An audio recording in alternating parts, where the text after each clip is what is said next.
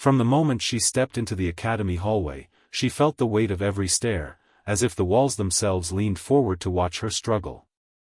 The air smelled of fresh polish and old expectations, but all she could hear was the echo of her boots tapping against the floor, too quiet, too unsure, too easy for them to mock. Some cadets walked with swagger and loud laughter, others with quiet confidence, but she walked like someone carrying a storm inside her. Alina had always known the path she chose would not welcome her gently, but she never imagined her uniform, symbol of her dreams, symbol of her promise, would become the very thing they used to tear her down. The first time someone joked that her uniform looked borrowed, she pretended not to hear it. The second time they snickered about how she was too soft to survive the training, she looked away.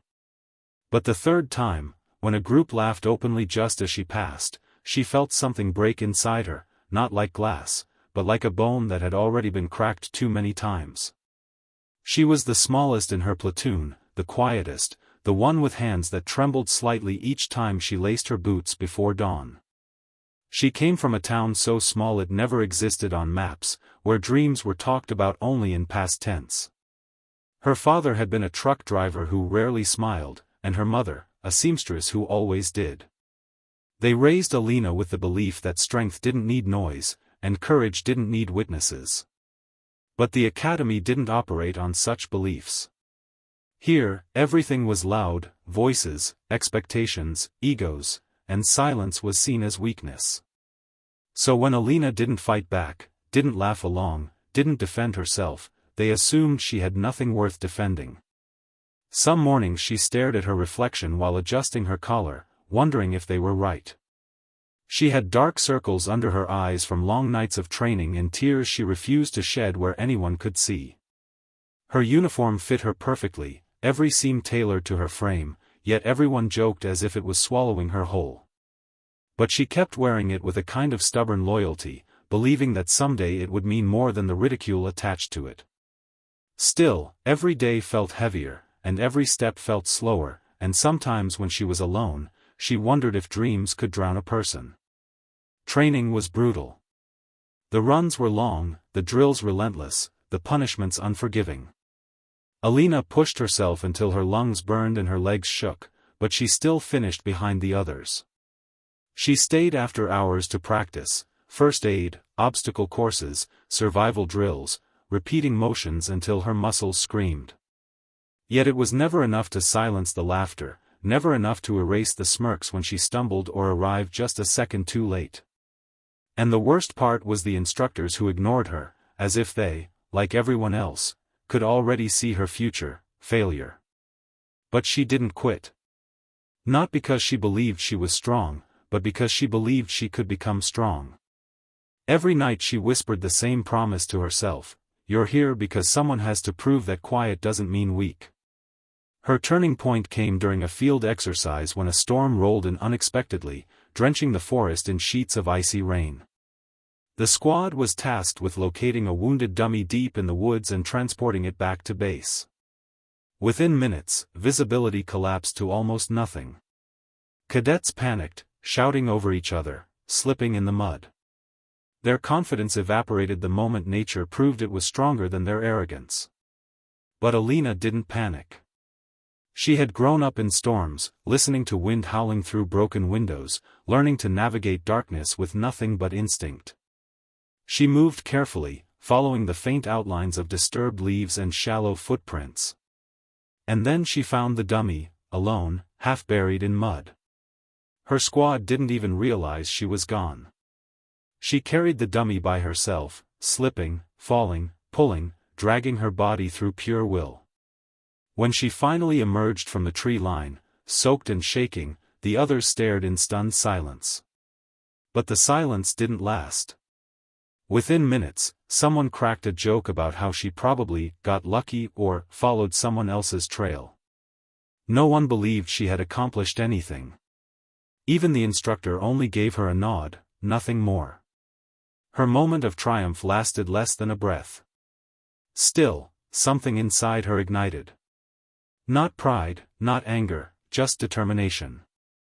It was the first time she felt she had stepped closer to the person she wanted to become. Months passed.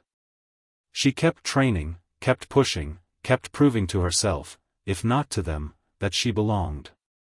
But the laughter persisted, subtle at times, cruel at others. It followed her like a shadow. And the more invisible she felt, the more she realized she was waiting for validation that would never come. She had survived storms, poverty, and loneliness. But somehow, surviving their laughter felt harder than all of it. Graduation day arrived with cold air, crisp sunlight, and the sound of boots marching in unison. Families filled the courtyard, cameras flashing, flags fluttering. Cadets stood proudly in their uniforms, polished, pressed, admired. Alina stood in the second row, her uniform immaculate yet still the subject of whispers. She heard one of the cadets behind her laughing softly, saying she looked like a child wearing her parents' clothes. Another muttered that she probably wouldn't last a week in the real field. Their voices sliced through her, but she kept her posture straight. She had learned to hold her wounds quietly.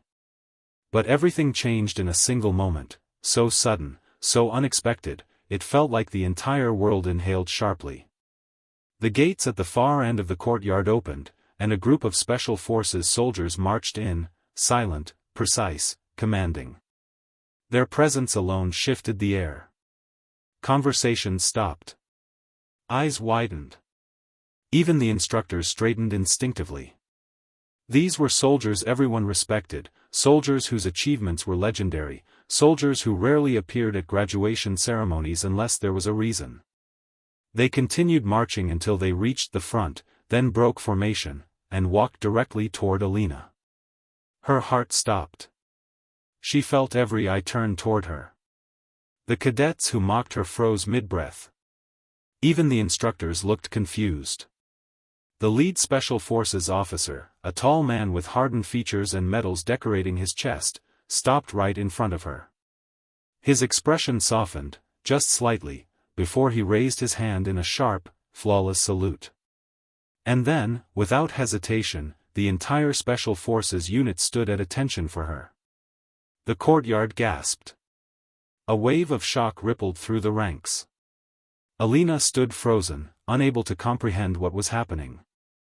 The officer spoke quietly, words only she and those closest could hear, but his voice carried enough that the surrounding cadets caught fragments. He spoke of her father. A man who had once saved half his unit in a devastating roadside ambush many years ago. A man who had driven his truck straight into the line of fire to shield wounded soldiers he didn't even know. A man who had lost his life in the process, leaving behind a daughter who had grown up believing courage didn't need applause. The Special Forces had come not to honor him, they had done that long ago. They had come to honor her. Because she had chosen to walk the same path, wearing the same uniform, carrying the same quiet strength he once had. They had followed her progress, watched her perseverance, and waited for this day. They had come to show the world what she represented. In that moment, no one laughed at her uniform. In that moment, no one doubted her strength. In the silence that followed, tears filled her eyes, not of sadness, but of a weight finally lifted.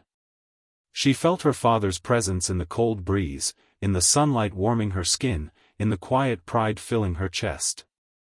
She felt seen. She felt worthy. She felt like she finally belonged, not because they accepted her, but because she had never needed their acceptance to define her worth.